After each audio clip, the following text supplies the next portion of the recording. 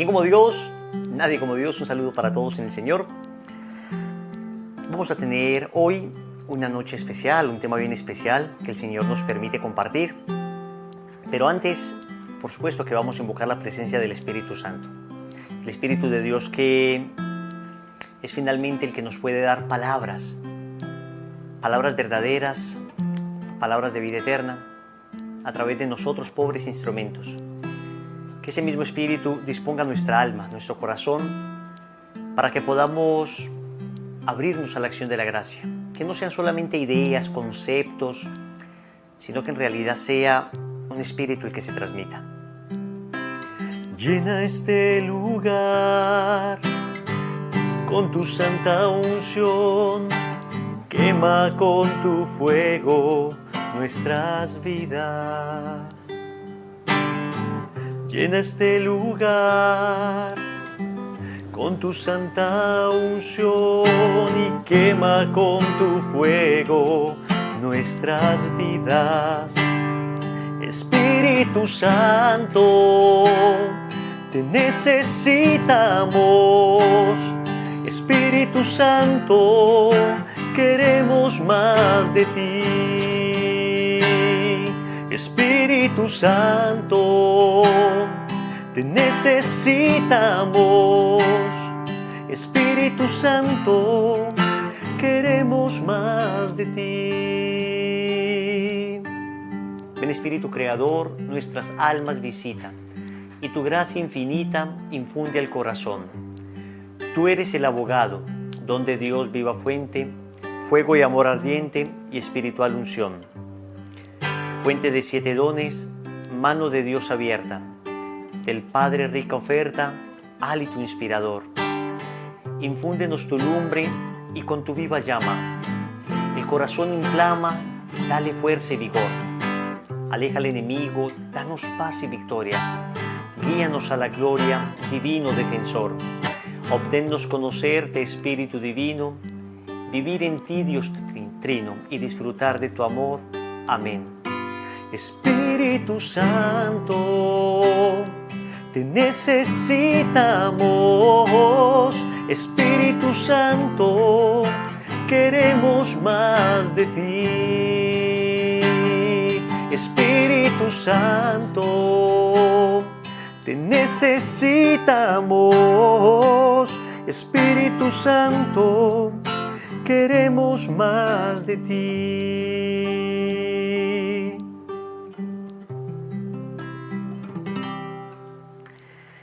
¿Quién como Dios? Nadie como Dios. Un saludo para todos en el Señor. Buenas noches. Gracias por acompañarnos en este momento, en esta transmisión que el Señor nos permite. La Iglesia nos regala tiempos fuertes, particulares, donde algunos énfasis de la vida espiritual, pues de alguna manera aparecen más, ¿no? Entonces tenemos, por ejemplo, la Cuaresma. Es un tiempo fuerte de oración, es un tiempo fuerte de penitencia. Tenemos la Pascua, que es un tiempo fuerte de alegría, de gozo, de regocijo.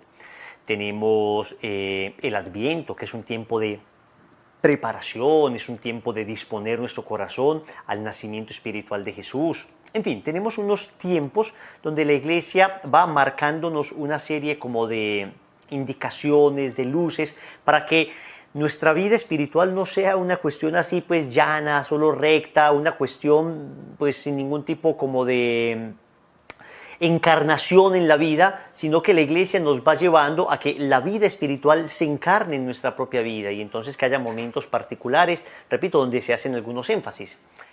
Entonces, ¿de qué les voy a hablar hoy? Vamos a hablar hoy del ayuno. Vamos a dar un marco un poquito bíblico, un marco, digamos, un poco teológico del ayuno y después nos vamos ya de lleno a las consecuencias espirituales del ayuno. Entonces, presten mucha atención, vamos a hablar del ayuno. Empecemos diciendo que la Real Academia Española define el ayuno como abstenerse total o parcialmente de comer o beber. Es la primera definición que da, abstenerse total o parcialmente de comer o beber algo. ¿Bien? Entonces acá habla de un ayuno total o de un ayuno parcial. Pero en la segunda definición dice abstenerse total o parcialmente de tomar alimento o bebida por precepto religioso. Entonces, de entrada, la definición ya nos habla de cómo en todas las religiones del mundo ha habido una valoración del ayuno. Ha habido una valoración del ayuno. Y por supuesto, en la fe judeocristiana también ha habido una valoración del ayuno, ha habido una práctica del ayuno bastante ancestral. Y esto se debe precisamente a que nosotros somos cuerpo y alma. Y nosotros no solo oramos con el alma, sino que oramos también con nuestro cuerpo.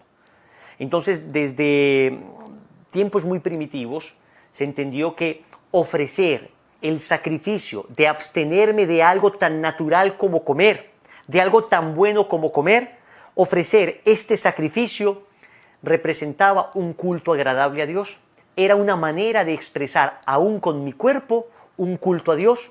Y entonces comenzó a asumir diversos matices. Se ayunaba pidiendo al Señor el fin de pandemias, el fin de circunstancias difíciles en el mundo, en los países. Se ayunaba pidiendo al Señor perdón por los pecados. Se ayunaba pidiendo al Señor, digamos, una gracia especial. Esto lo tenemos, repito, en todas las religiones, pero especialmente en la fe judeocristiana. Desde el Antiguo Testamento aparece entonces el ayuno como una práctica muy común en Israel. Una práctica muy común en Israel, fundamentalmente en dos grandes momentos. Uno era el famoso Yom Kippur, que aparece en el libro de Levítico, capítulo 23, versículo 27. El Yom Kippur es el día de la gran expiación. En realidad son varios días donde se oraba pidiendo perdón al Señor, que concluía con un gran día de la expiación. Y ese día era día de ayuno, era día de sacrificio. El día 10º de este séptimo mes es el día del perdón. Levítico 23, 27. Este día ustedes tendrán una reunión sagrada, ayunarán y ofrecerán a Yahvé un sacrificio por el fuego. Palabra de Dios, te alabamos, Señor. Entonces sabemos que ese día del Yom Kippur todo Israel ayunaba. Ese día el sumo sacerdote entraba al Santo de los Santos y se ofrecía un sacrificio. Era un día sagrado, era el único día del año donde se podía acceder a la cámara del Santo de los Santos donde estaba el Arca de la Alianza, antes de que en la época del profeta Jeremías se perdiera. Entonces era un día muy especial y el ayuno se tenía en mucha consideración. Luego los judíos muy devotos, el primer momento digamos era el Yom Kippur, pero también había un segundo momento que era ya muy personal. Los judíos muy religiosos practicaban el ayuno 2 veces a la semana. 2 veces a la semana. Y esto aparece un reflejo de esto en el Evangelio de Lucas, capítulo 18, versículos del 11 al 12, cuando el Señor cuenta la parábola del publicano y el fariseo. Y entonces se acuerdan que el fariseo de pie, dice la Biblia, oraba en su interior de esta manera. Oh Dios, te doy gracias porque no soy como los demás hombres, rapaces, injustos, adúlteros, ni tampoco como este publicano. Ayuno 2 veces por semana. Doy el diezmo de todas mis ganancias, etcétera, etcétera, etcétera. Recordemos que finalmente salió justificado el publicano que en cambio le dijo al Señor, soy pecador, no merezco que me perdones, pero te suplico que me des tu perdón.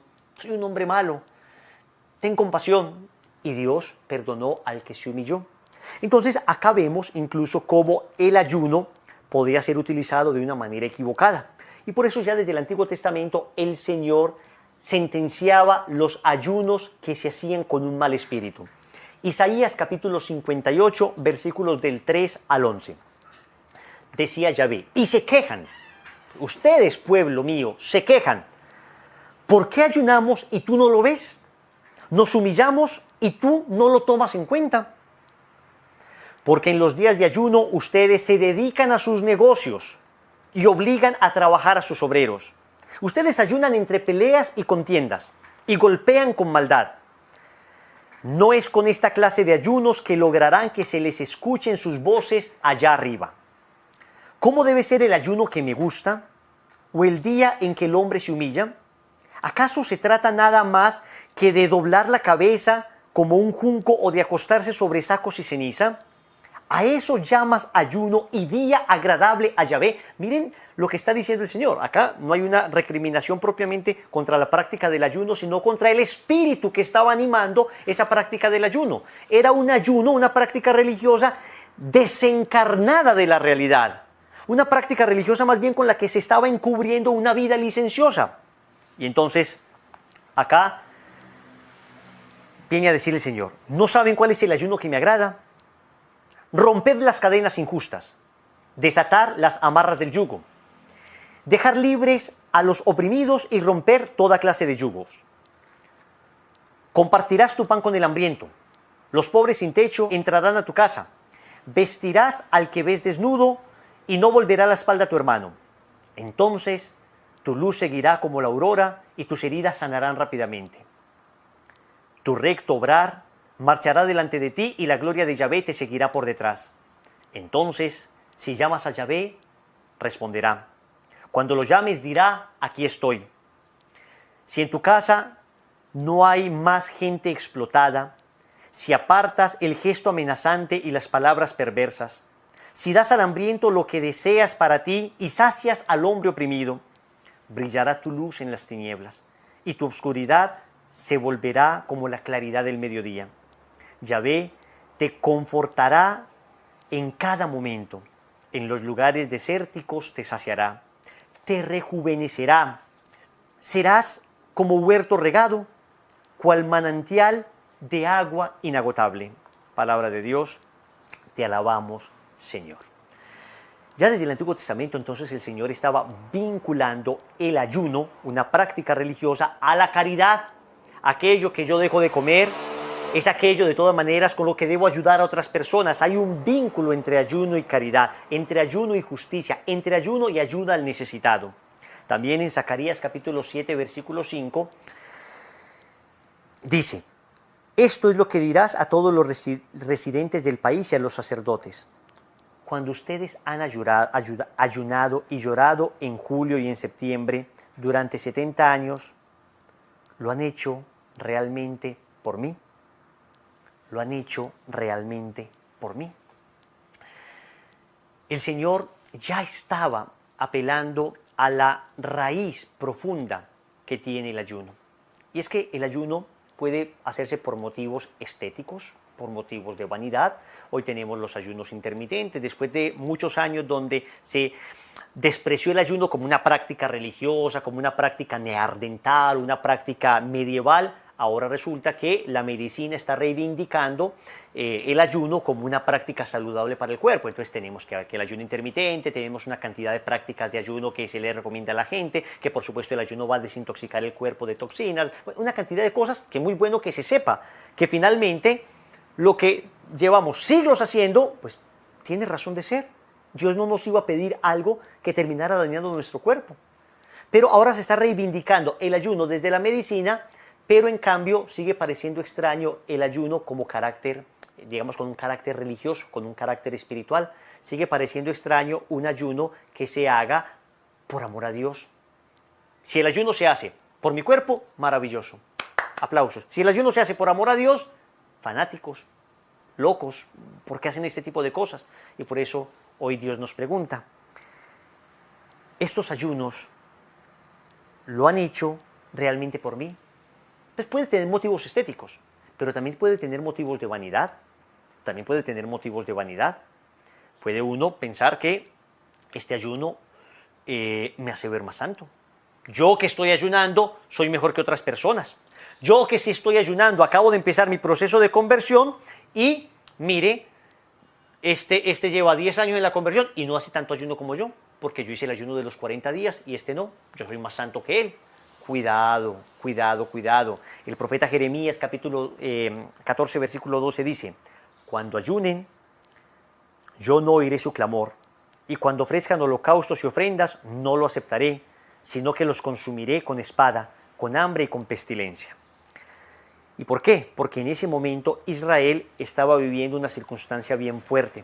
Israel ayunaba, pero no había conversión de corazón. Ayunaba, pero no había caridad en su alma. Ayunaba, pero no había verdadera humildad en el ayuno. Ayunaban y se creían mejores. Ayunaban y se creían más que otras personas. Entonces, esto es bastante importante. Y Jesús advierte sobre esto. En el Evangelio de Mateo, capítulo 6, versículo 16, dice el Señor que, estaba hablando de los fariseos, ayunan para ser vistos por los hombres.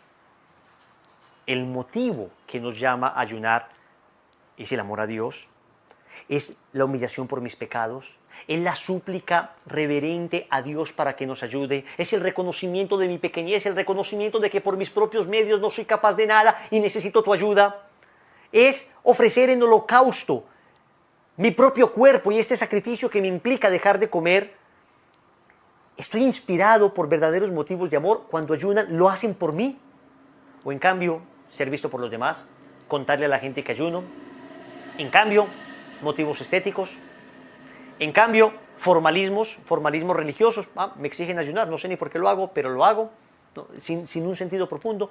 Entonces, cuidado, que el ayuno debe estar acompañado del correcto espíritu. Que vamos allá. Pero primero había que hacer un poco esta introducción porque es muy claro que el Señor apreció el ayuno. Él mismo ayunó 40 días y 40 noches sin comer ni beber nada. Evangelio de San Mateo, capítulo 4, versículo del 1 al 11. Y sin embargo, cuando al Señor le vienen a preguntar al Señor por el tema del ayuno, Marcos capítulo 2, versículo 19, vienen y le dicen, ¿por qué tus discípulos no ayunan mientras los discípulos de Juan y de los fariseos se ayunan? Jesús respondió, ¿pueden acaso ayunar los invitados a la boda mientras el novio está con ellos? Mientras tengan consigo al novio, no pueden ayunar. Días vendrán en que les será arrebatado el novio, entonces ayunarán en aquel día. Palabra del Señor, gloria a ti, Señor Jesús. ¿Aprobado el ayuno del Señor? Claro, ayunó 40 días y 40 noches, pero con el espíritu correcto, no el espíritu farisaico, no el espíritu de ser tenido por santo. No, el Señor nos está enseñando además acá una nueva dimensión del ayuno. El ayuno que la Iglesia ha llamado tradicionalmente pascual. El ayuno pascual es el hambre de Cristo, ayuno con hambre del reino. El ayuno expresa una realidad espiritual superior. Dejo de comer algo porque en realidad lo que estoy haciendo es esperar que venga el esposo. Y efectivamente, la Iglesia ayunó, la Iglesia veló, la Iglesia oró, por supuesto, desde el principio del cristianismo, porque aunque Cristo ha resucitado y ha subido a los cielos, nosotros seguimos esperando su segunda venida. Entonces, es una práctica, por supuesto, de la fe católica, es una práctica de la Iglesia primitiva el ayuno. Es una práctica claramente constatada en las Sagradas Escrituras y claramente constatada en la tradición de la Iglesia. ¿Por qué? Porque ya el ayuno no solamente es signo de penitencia, signo de mortificación, ya no solamente es un trabajo de ascesis personal, es decir, de poner en orden todo tipo de desorden interno que tengo debido al pecado original, y ya vamos a hablar un poquito de esto, sino que además es una manera de esperar al amado de mi alma. Ayuno, se llama ayuno pascual, ayuno esperando a Cristo que venga. El ayuno es un ayuno, ya entonces no solamente tiene un carácter penitencial, sino que tiene un carácter pascual. Y la Iglesia ha hablado siempre de estos dos ayunos, el ayuno penitencial y el ayuno pascual, ¿no? Ese ayuno pascual incluso que se ha reducido a la mínima expresión en lo que se llama el ayuno eucarístico. ¿Y qué es el ayuno eucarístico? Entonces yo voy a esperar un poco, voy a tener hambre para poder comulgar a Cristo. Dejo de comer para alimentarme de Cristo. Dejo de comer una hora antes de comulgar para poderme alimentar del pan vivo bajado del cielo. ¿Ayunamos entonces en la iglesia todavía? Sí. Y es una manera de decirle al Señor, ven. Es una manera de decirle al Señor, mira que nuestro cuerpo todavía necesita de ti. Nuestra alma todavía te anhela. Mira que al dejar de comer, nosotros estamos expresando con toda claridad que le necesitamos. Que es Él el que nos provee todo. Que nuestro cuerpo todavía está sometido a la fragilidad. Que fácilmente podemos morir si dejamos de comer. Entonces lo que te estamos pidiendo es, ven Señor, para que finalmente nuestro cuerpo resucitado tenga la plenitud de la redención, experimente los frutos completos de la redención. Entonces es una manera de expresar también el hambre que tenemos de Dios, el hambre que tenemos de su segunda venida. Bien, todavía estamos un poquito en el marco histórico, marco bíblico, tranquilos, ya vamos un poco a lo espiritual, pero es importante que nosotros conozcamos todo esto. Porque cuando la iglesia comenzó a ayunar, Aparece, por ejemplo, en Hechos de los Apóstoles, capítulo 13, versículo del 2 al 3. Dice que mientras estaban celebrando el culto del Señor y ayunando, o sea, celebrando, ¿cuál es el culto del Señor? La Eucaristía. Celebraban la Eucaristía y ayunaban. Dijo el Espíritu: separadme ya a Bernabé y a Saulo para la obra a la que los he llamado. Entonces, después de haber ayunado y orado, les impusieron las manos y los enviaron. Y los enviaron a sus viajes misioneros. Y los enviaron a que la iglesia llegara a todo el mundo, a que el reino fuera conocido hasta en el último rincón del Imperio Romano. Pero ayunaban para preparar sus misiones. Ayunaban porque como iglesia sabían que el ayuno era necesario. El Señor también dirá que hay ciertos espíritus que solo salen con ayuno y oración. Entonces la iglesia tenía muy claro el ayuno, pero se quiso distinguir rápidamente de los judíos. Los judíos ayunaban 2 días. Y la iglesia quiso ayunar también 2 días distintos a la de los judíos. Y esto lo sabemos por un documento antiquísimo, un documento tal vez del siglo I. Se llama la Didaché, otros le dicen Didaché o Didaqué. Significa la enseñanza de los 12 apóstoles. Y en este documento antiquísimo, escrito incluso antes que algunos libros del Nuevo Testamento, en este documento aparece cómo ayunaban los primeros cristianos. Capítulo 8 de la Didaché. No ayunéis juntamente con los hipócritas. Está diciendo la Didaché. ¿Quiénes eran los hipócritas? Estos, en este caso, los judíos que habían crucificado a Jesús, los judíos que habían despreciado la fe, ¿no? Que ayunan el segundo y el quinto día de la semana. El segundo y el quinto día de la semana. O sea, el lunes y el jueves ayunaban los judíos. Vosotros ayunaréis el día cuarto. A ver, ¿cuál es el día cuarto? Si el primer día de la semana es el domingo, lunes, martes, miércoles. Los primeros cristianos ya en el siglo I ayunaban el día cuarto. Y el día de la preparación. El día, en este caso el día sexto, de la preparación para la vigilia del Shabbat, para la vigilia que finalmente era la vigilia que anticipaba el domingo. Entonces el ayuno de los primeros cristianos era el miércoles y el viernes. Los primeros cristianos ayunaban miércoles y viernes. Y no es de extrañar que la Santísima Virgen María en sus diversas apariciones pide el ayuno y luego, particularmente en Medjugorje, que sabemos que sigue en estudio por la Iglesia, pero está en este momento, digamos, ha tenido el guiño de la Santa Sede.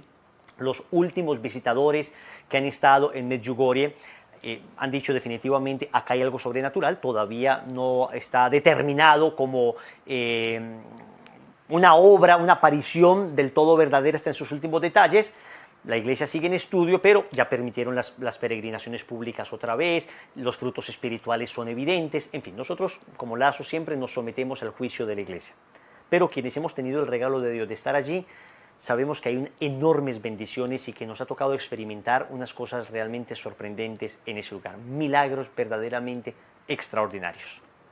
Yo recuerdo que la primera vez que estuve en Medjugorje, iba entrando al costado derecho de la iglesia, justo iba para la plazoleta que queda detrás de la iglesia, venía un joven europeo con su maleta, un joven robusto, con sus barbas y larga, con sus extensiones, esos expansores, perdón, creo que se llaman esos aretes gigantes, tatuado por todas partes, y yo iba caminando y al lado mío el tipo cayó de rodillas a llorar mirando algo. Yo me quedé sorprendido, yo no supe qué vio, pero el tipo estaba conmovidísimo. Ahí mismo había una plazoleta de la confesión y se fue a confesar. Cosas así, o sea, cosas verdaderamente extraordinarias suceden allí. Y la Virgen allí, y en otras apariciones, ha pedido ayuno miércoles y viernes. Y en una de las apariciones ella dijo que precisamente miércoles y viernes porque los primeros cristianos ayunaban miércoles y viernes. Miércoles y viernes. Bien. Finalmente, aunque los primeros cristianos ayunaban miércoles y viernes, la práctica del ayuno en la iglesia fue concentrándose fundamentalmente el día viernes. ¿Y por qué el día viernes? La iglesia rápidamente asumió el día viernes como un día penitencial. Y es un día penitencial porque, por supuesto, cada viernes recordamos nosotros la pasión de nuestro Señor Jesucristo. El día viernes murió el Señor y el viernes nosotros recordamos, meditamos, reflexionamos en torno a la pasión. Entonces es un día especial para unirnos a Cristo. Y de hecho, el Código de Derecho Canónico nos habla precisamente de la necesidad de seguir entendiendo todos los viernes del año como viernes penitenciales. Escuchen esto. Numeral 1250 del Código de Derecho Canónico. ¿Qué es el Código de Derecho Canónico? Es el conjunto de derechos y deberes que tenemos los fieles cristianos, en resumen. El conjunto de derechos y deberes que tenemos los fieles cristianos está consignado en un libro que se llama el Código de Derecho Canónico, ¿no? El Código de Derecho Canónico, hubo uno en 1917, se actualizó en 1983, el que tenemos ahora es el de 1983, y entonces allí está, digamos, todos los derechos y deberes que tú y yo como católicos tenemos, que cualquier fiel cristiano tiene. ¿Quién es un fiel cristiano? Un bautizado.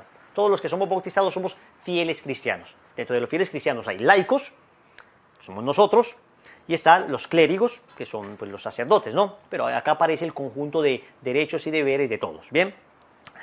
Entonces, dice el numeral 1250. En la Iglesia Universal son días y tiempos penitenciales, todos los viernes del año, y el tiempo de Cuaresma. Vamos a ver. No solo los viernes de Cuaresma, todos los viernes del año son penitenciales. Y les voy a leer algo impresionante. En el numeral siguiente, en el numeral 1251, dice, todos los viernes del año, a no ser que coincidan con una solemnidad, debe guardarse la abstinencia de carne o de otro alimento que haya determinado la conferencia episcopal. Todos los viernes del año uno debería guardar la abstinencia de carne o de otro alimento que haya determinado la conferencia episcopal.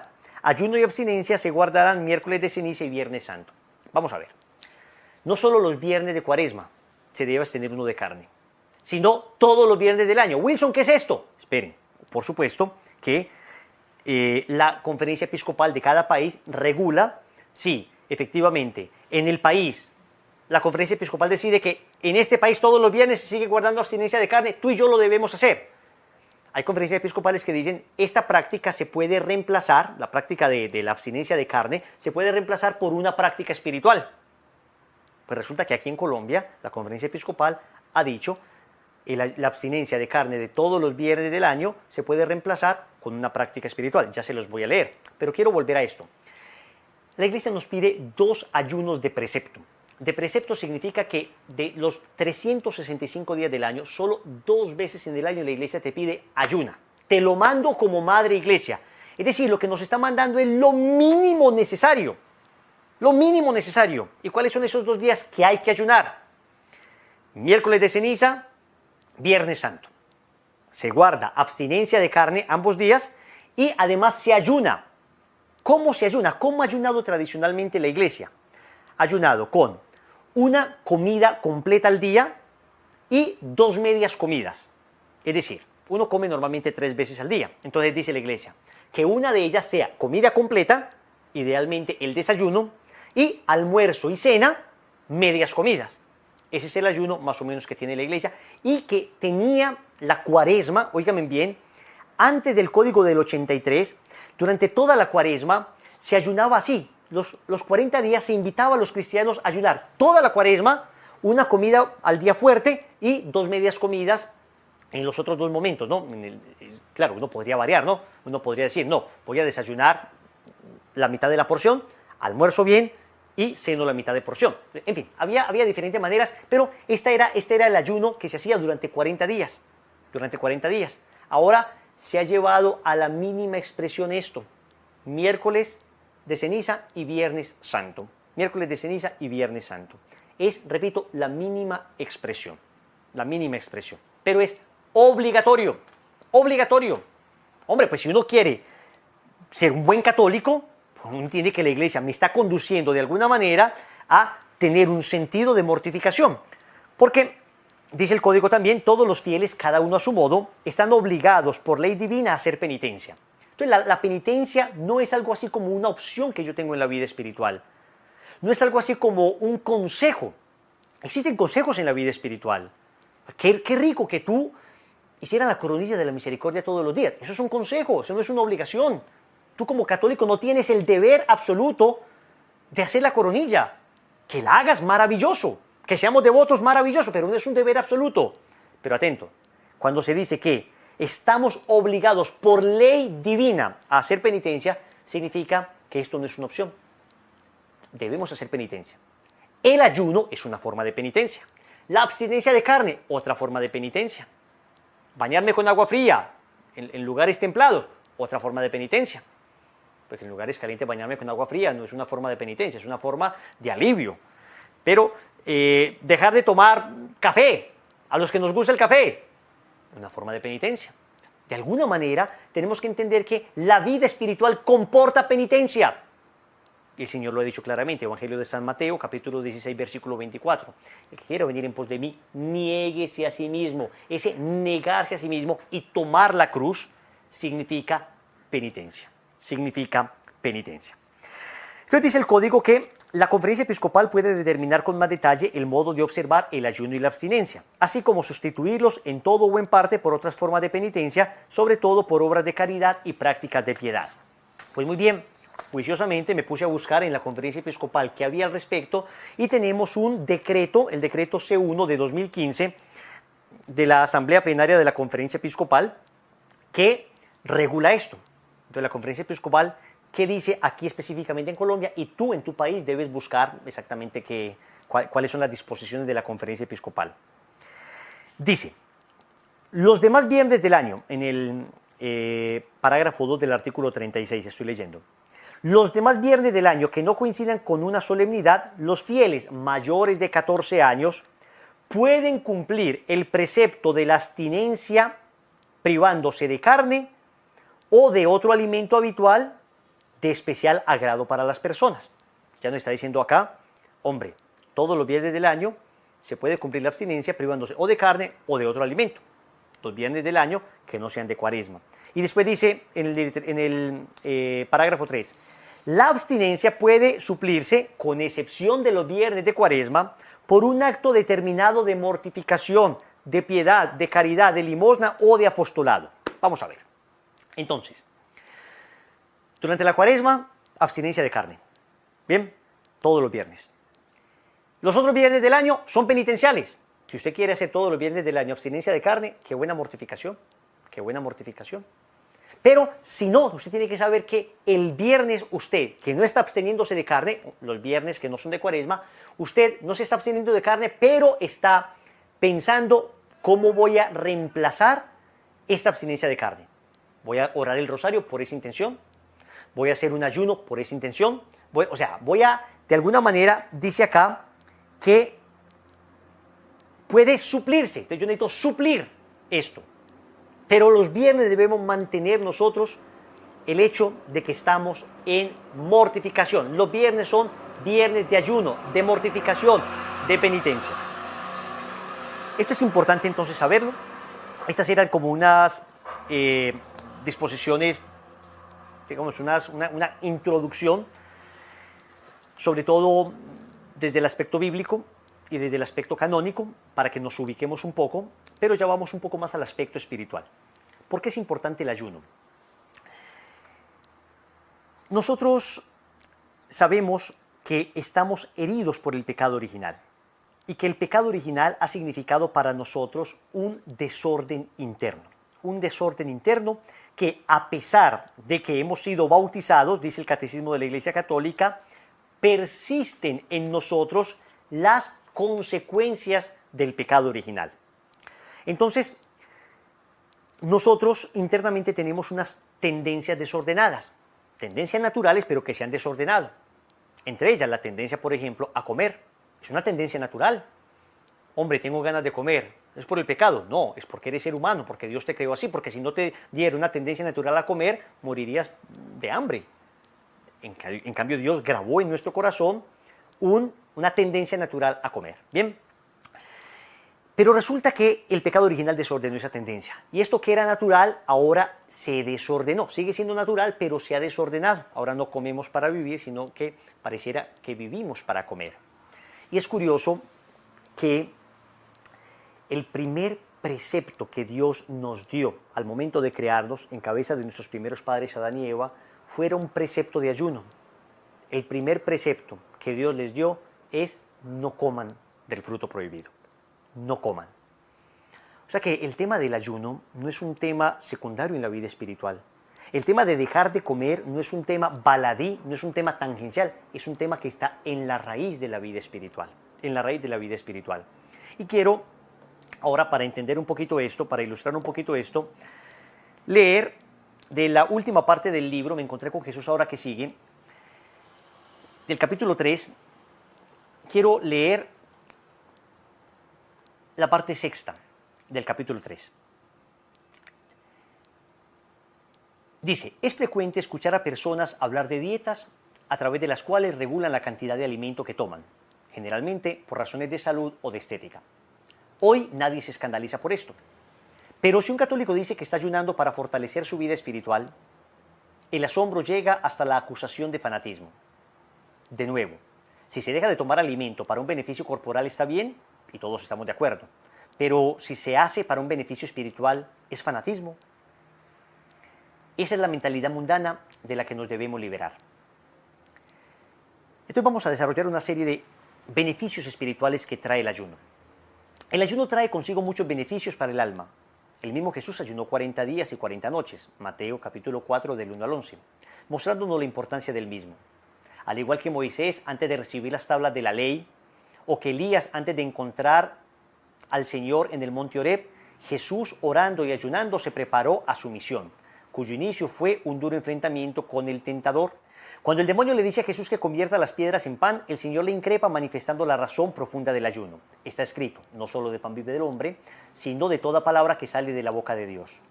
Con el ayuno manifestamos que no vivimos para comer, sino para Dios. Entonces, primera razón por la que ayunamos. Ayunamos porque con esto estamos manifestando que yo no vivo para comer, sino que yo vivo para Dios. El fin de mi vida no es comer. Y cuando se cae en el pecado de la gula, pareciera que el fin de mi vida fuera comer.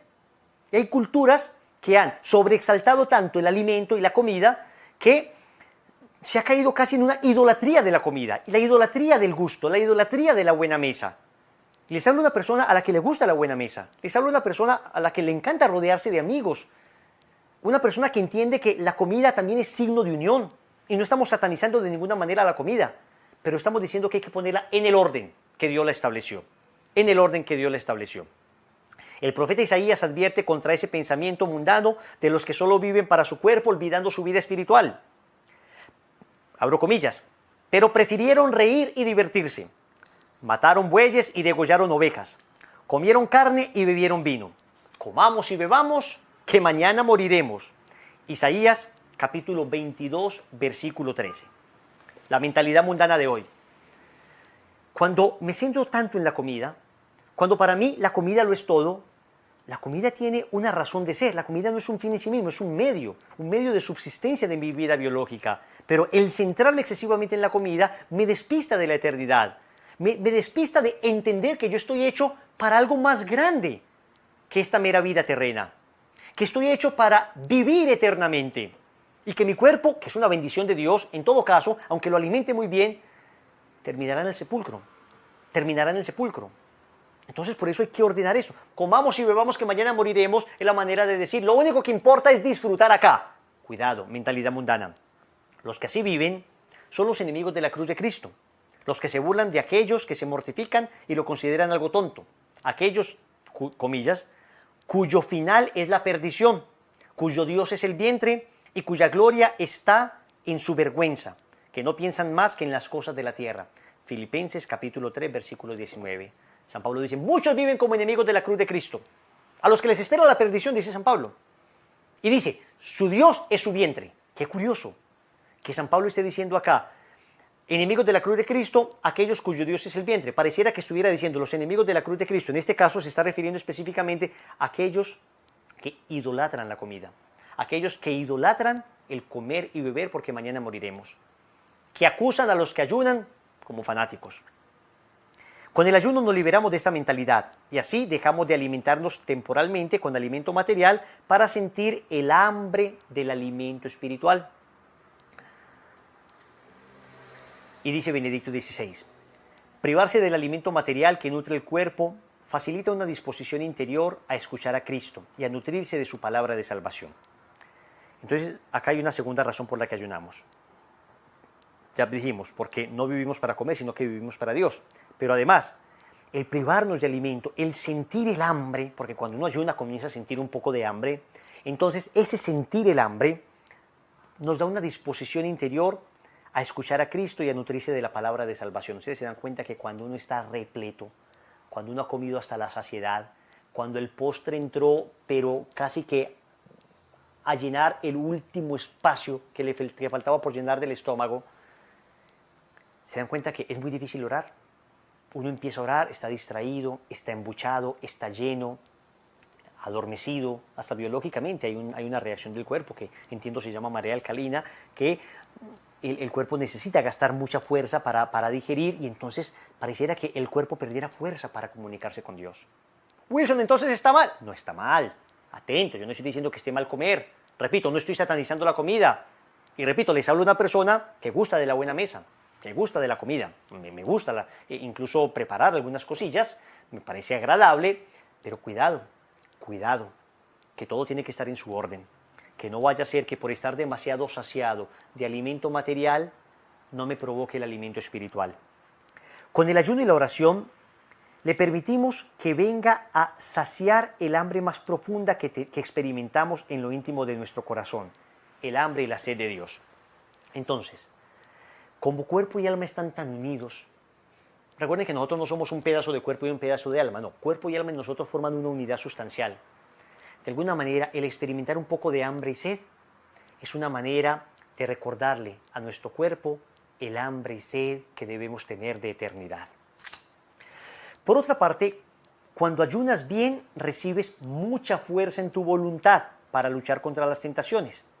Recuerda que por el pecado original quedamos inclinados al mal. Nuestra carne nos grita permanentemente comodidad, bienestar, goce, etc.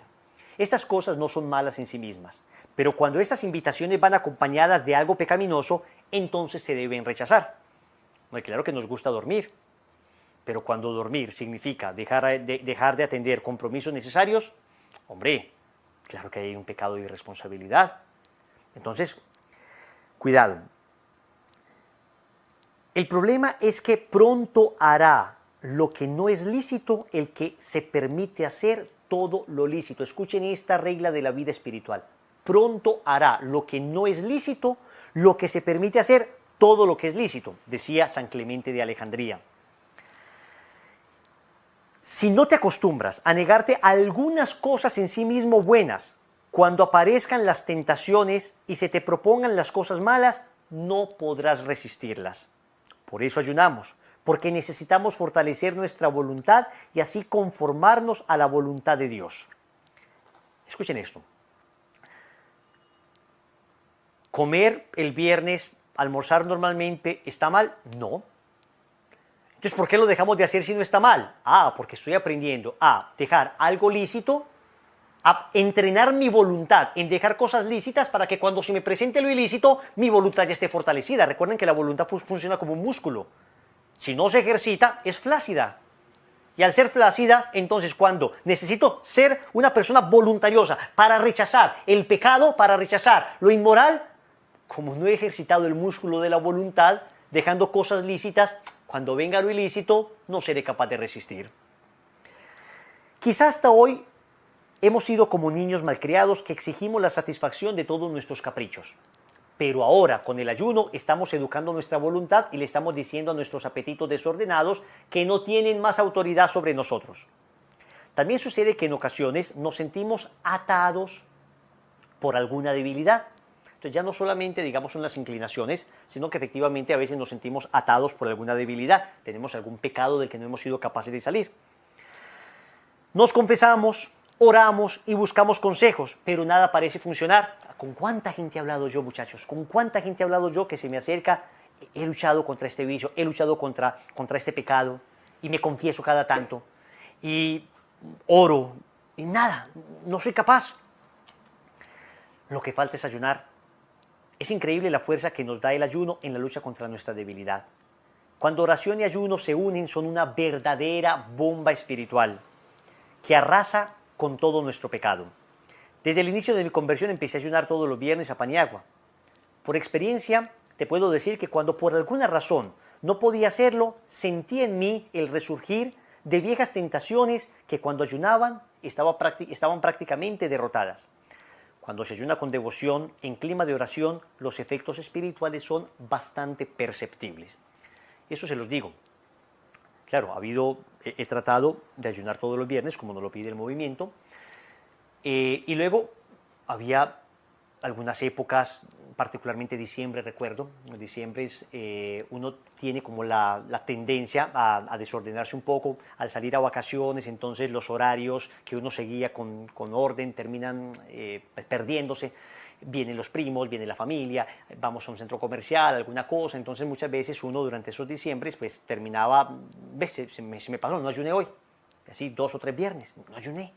Inmediatamente sentía resurgir en uno aquellas tentaciones viejas, aquellas inclinaciones que uno creía completamente derrotadas. Y ahí decía uno, oiga, ¿qué realidad es esto del ayuno?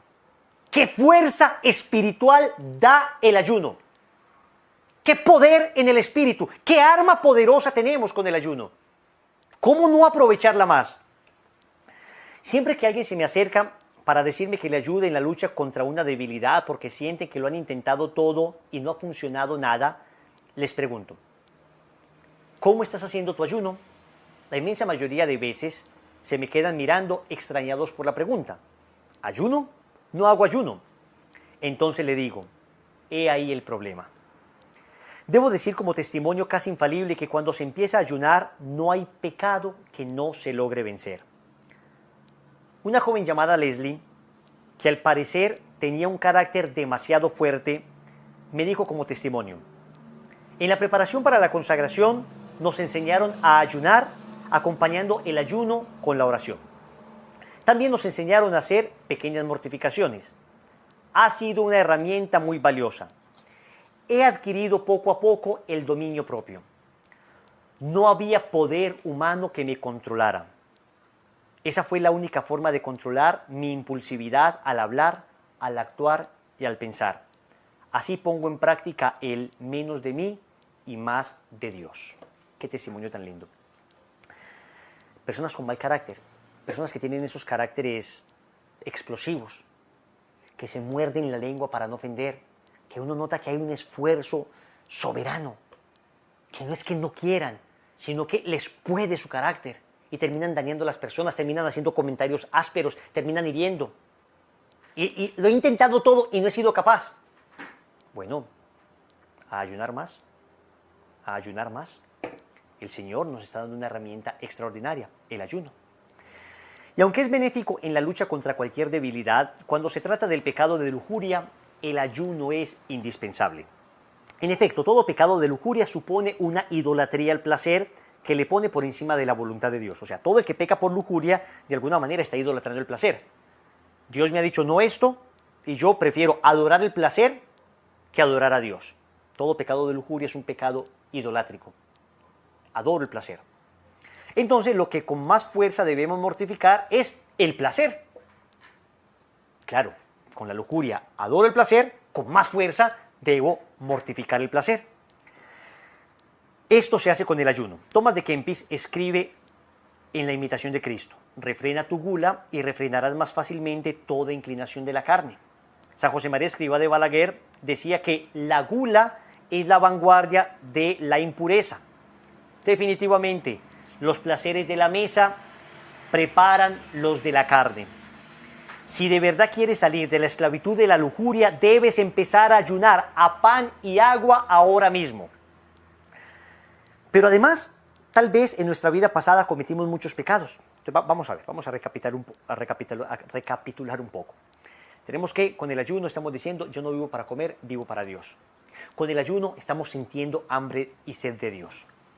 Con el ayuno estamos fortaleciendo nuestra voluntad de esa inclinación desordenada. Con el ayuno estamos venciendo cualquier debilidad, pero especialmente esa debilidad de la carne. Ahora, con el ayuno también reparamos los pecados del pasado. Cuando se ayuna ofreciendo el esfuerzo que supone la privación voluntaria del alimento por amor a Dios, entonces le decimos al Señor que queremos reparar todas las faltas que cometimos por no ser capaz de resistirnos a ciertos placeres. Unidos a los infinitos méritos de Cristo, con nuestro ayuno expiamos en este mundo lo que de otro modo tendríamos que purificar en el purgatorio. Es decir, ayunar bien nos libra del purgatorio. Claro, el ayuno solo no, es el ayuno unido a Cristo, el ayuno configurado con Cristo. Es la unión de mis débiles méritos a los méritos de Cristo, lo que nos permite a nosotros merecer y lo que nos permite a nosotros reparar. No debemos olvidar que el ayuno tiene también una dimensión social de caridad con el necesitado. Es una llamada para no vivir para sí mismos, sino para los demás. En efecto, con el ayuno nos solidarizamos con el que no tiene nada para comer y nos hacemos más conscientes de su necesidad. Créeme, cuando estás ayunando y el hambre comienza a hacerse sentir, es imposible no pensar en aquellos que viven esta situación diariamente sin tener la opción de dejar su ayuno cuando les apetezca. Sencillamente no tienen nada para comer. Esto nos debe estremecer. Es más importante aún, el ayuno nos debe llevar a acciones concretas. Que lo que dejamos de comer voluntariamente lo demos a aquellos que no tienen. Y así, cuando el ayuno termina en caridad, ayudándoles a ellos, nos ayudamos a nosotros, pues la caridad, abro comillas, cubre multitud de pecados. Primera de Pedro 4:8. No te olvides que todo lo hacemos por Dios. No te olvides del inicio de tu conversión. No te olvides de que fuiste hecho para Dios. De que tu corazón, si tiene inquietud ahora, es porque necesita reposar nuevamente en Dios. ¿En cuántos basureros buscamos amor? Y lo encontramos solo en Cristo. Y es nuestro amado el que nos dice: el que quiera venir en pos de mí, niéguese a sí mismo, cargue su cruz y sígame. El día que le encontramos, todo cambió. He estado yo buscando un amor verdadero y arado en tierra estéril, sembrado en el desierto. Señor, tú me hiciste para ti. Tengo el corazón inquieto mientras no descanso en ti.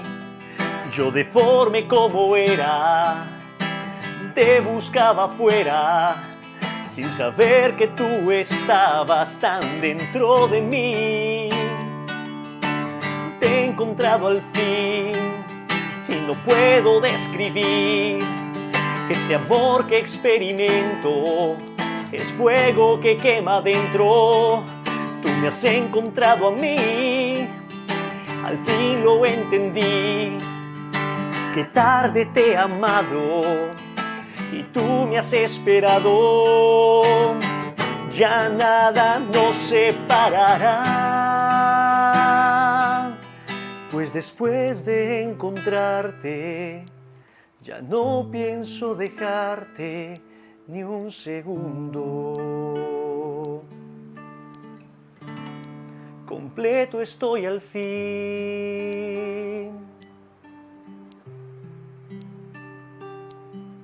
Acepta, querida Madre y Reina mía, toda mi persona y cuanto con la gracia de tu querido Hijo he podido hacer de bueno.